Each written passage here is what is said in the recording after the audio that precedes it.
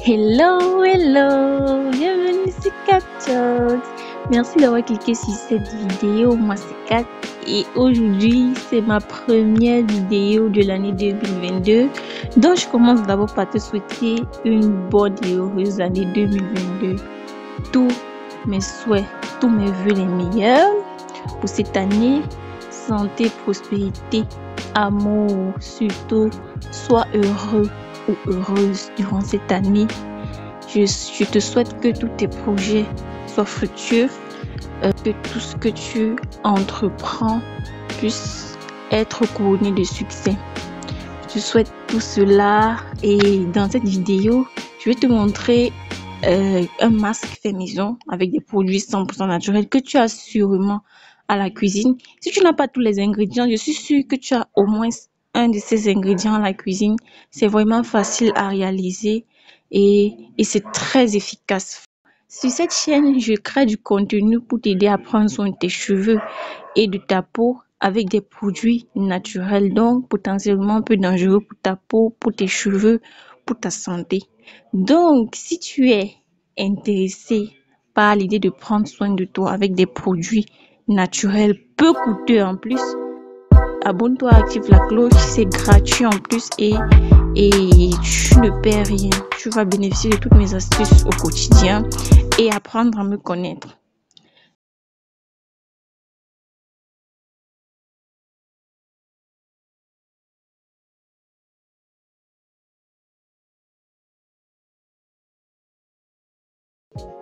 Le premier ingrédient que nous allons mettre dans notre recette, parce que nous allons réaliser un gommage, au cas où j'ai oublié de le mentionner plus tôt, le premier ingrédient qui entre dans notre recette, c'est la banane. Une banane mûre, fraîche.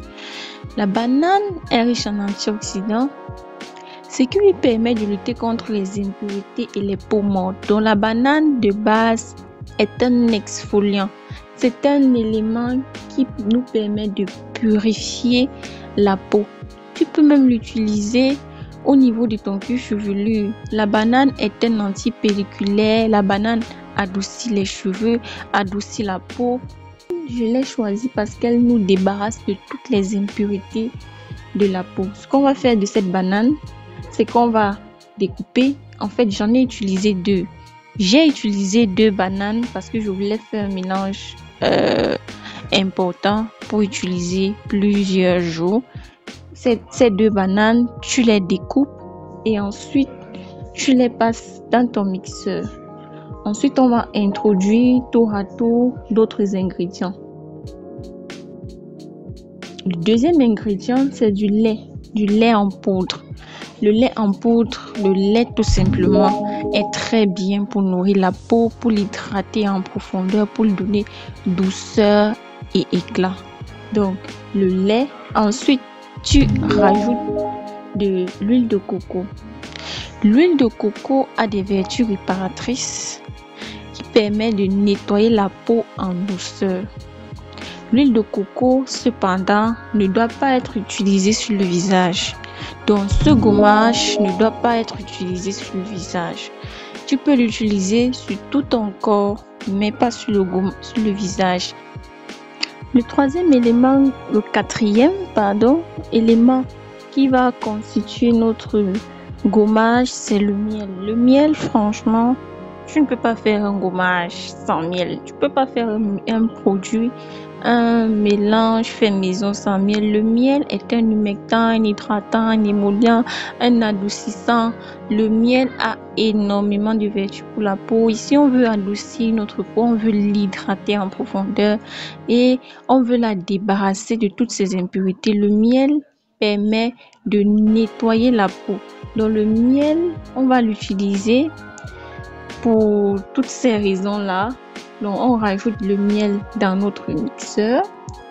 Ensuite, on va mélanger tout ça.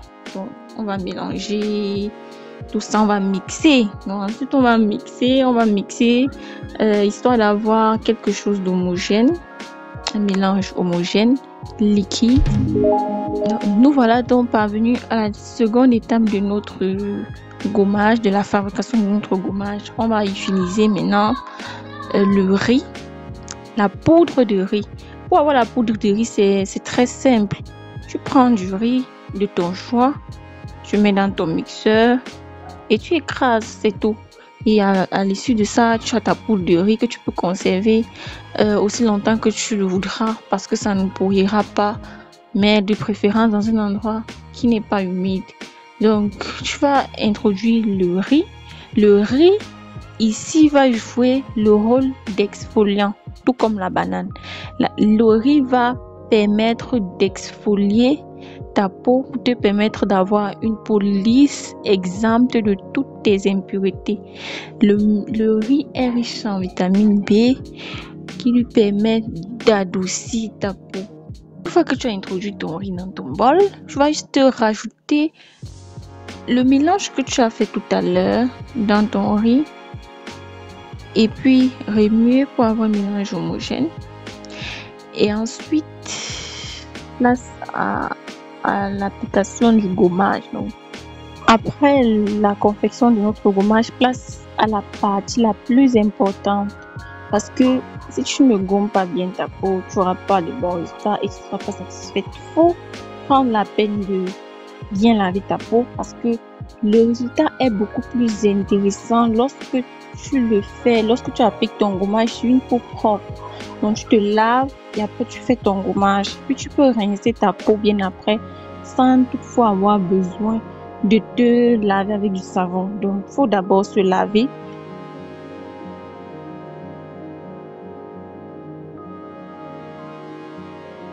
Ensuite, tu dois prendre la peine de bien frotter ta peau avec ce gommage pour avoir le maximum de résultats.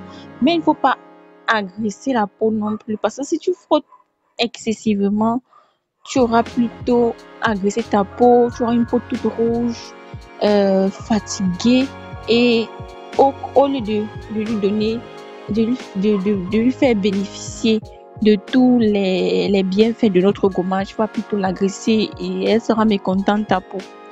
Donc, je parle de la peau là comme si c'était une personne. Mais il faut bien prendre soin de bien frotter. Bien frotter.